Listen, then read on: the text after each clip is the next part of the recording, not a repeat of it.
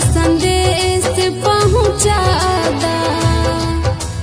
ए तोता उड़ी जा संदेश पहुँचादा। राखी के परबिया बावनिया राइल भैया से बतलादा।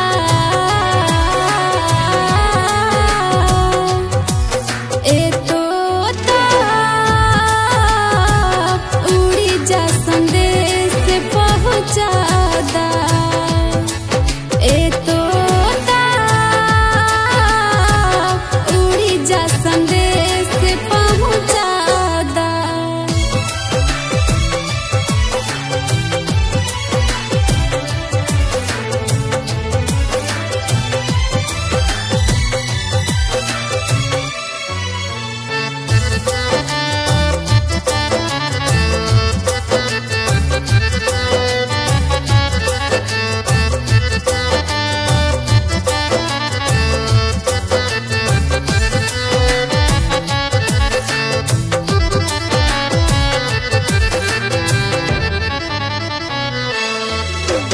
कही दीहा की छोड़ के नौकरिया जल्दी से आजा घरे।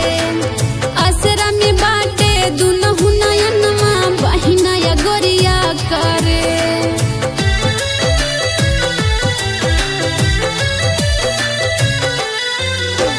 कही दीहा की छोड़ के नौकरिया जल्दी से आजा घरे। असरा में बाटे दुनहु नयनमा बहिना या गोरिया करे। करी के बिनतिया लिखतनी पत जाके उनका के बतलादा।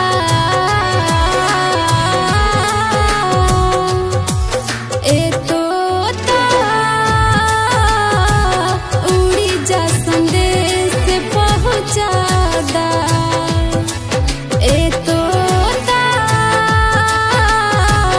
उड़ी जा संदेश पहुँचादा।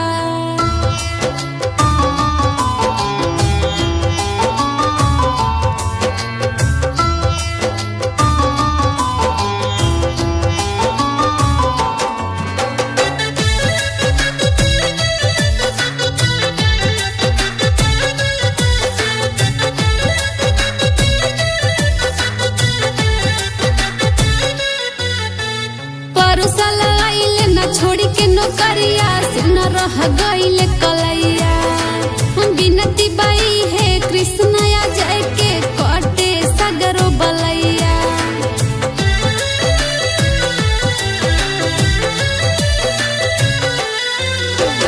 परुसल आइल न छोड़ी के नौकरिया सुन रह गइल कलैया। हम बिनती बाई है कृष्ण या जय के कटे